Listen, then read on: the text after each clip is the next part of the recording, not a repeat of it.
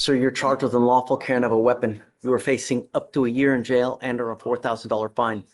On February 5th, 2025, the officer responded to a suspicious person with a weapon on 5900 Gulf Freeway.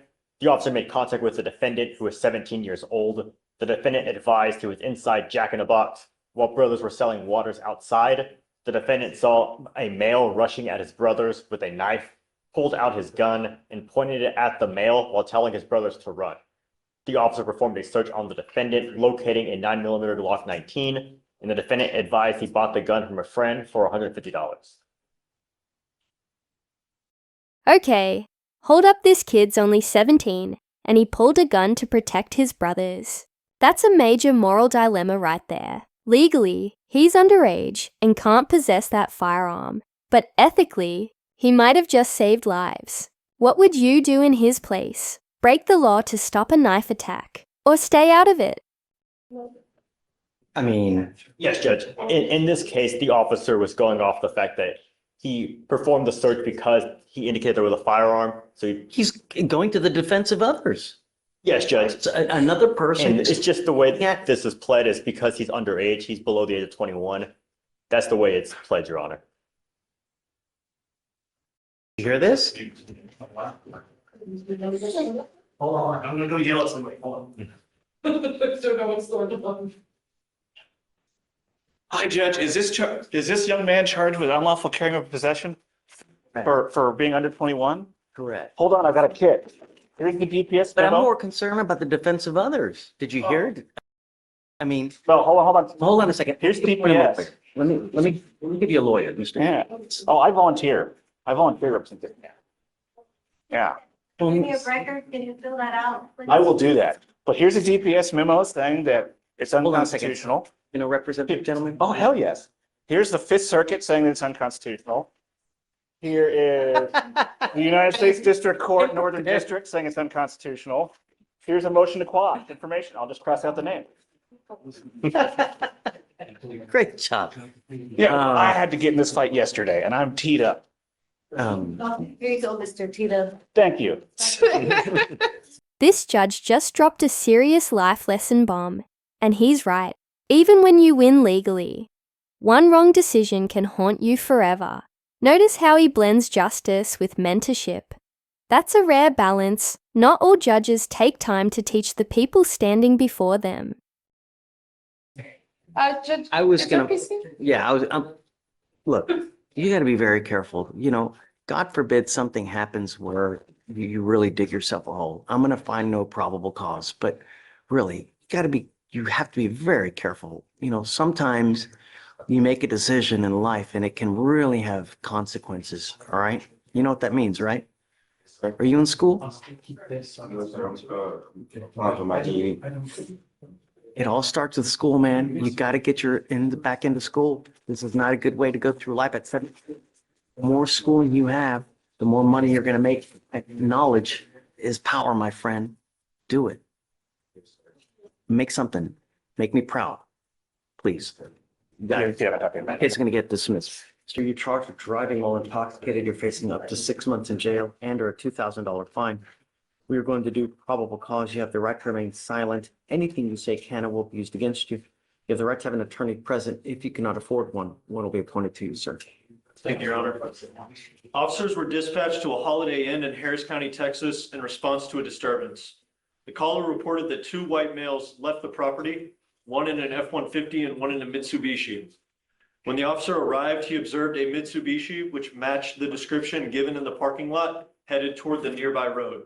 The officer initiated a traffic stop and made contact with the driver, the defendant. Officer asked the defendant if he was involved in a physical disturbance, and the defendant stated yes, that him and another individual got into a physical fight, and that he got into his car to separate himself and calm down. The defendant stated he was headed toward a gas station when he was stopped by the officer. While speaking to the defendant, the officer observed an odor of alcoholic beverage, glossy eyes, and slurred speech. The defendant admitted to drinking 2 beers, and standard field sobriety tests were conducted. A 6 out of 6 on the HGN, a 0 out of 8 on the walk and turn, a 0 out of 4 on the one leg stand. The DIC was read and the defendant consented to a breath test. The results were a .103 and a .113. Judge, I'm going to say no probable cause here What's because he doing wrong? He's like trying to get away from him. He's like doing the right thing. You know? and probable cause doesn't exist. He's 0 for 6 on the walk and turn, 0 and 6 on the one leg stand. There is no law in Texas that a person cannot drink. Just because he smelled alcohol does not mean the person is intoxicated. Do we have anything that he's doing, you know? Tell me what led them to him. Yes, sir. So what led to the investigation was a caller who reported the disturbance. The officer arrived and he observed a car which matched the description that the So caller that would be gave. like me calling and saying, hey, this guy did this over there. The cops go, no. I mean, theoretically, would be anyone could make a phone call, make an allegation, cops go boom and just stop, do whatever they want without, no, no probable cause.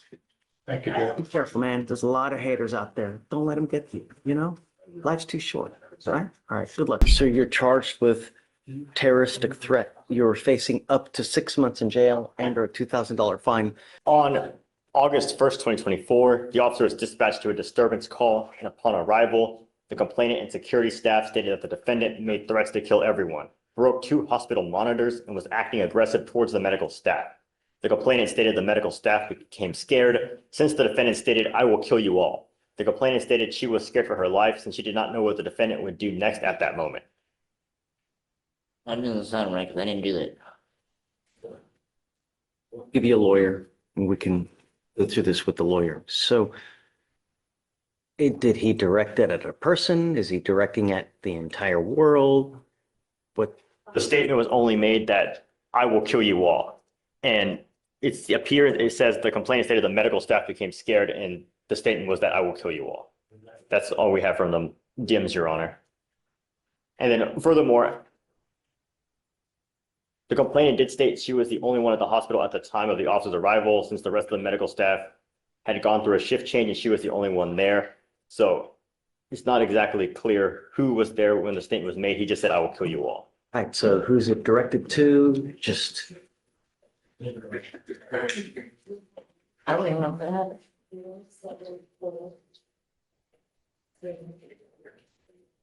The DIMS does state that the defendant started to act aggressive towards the medical staff.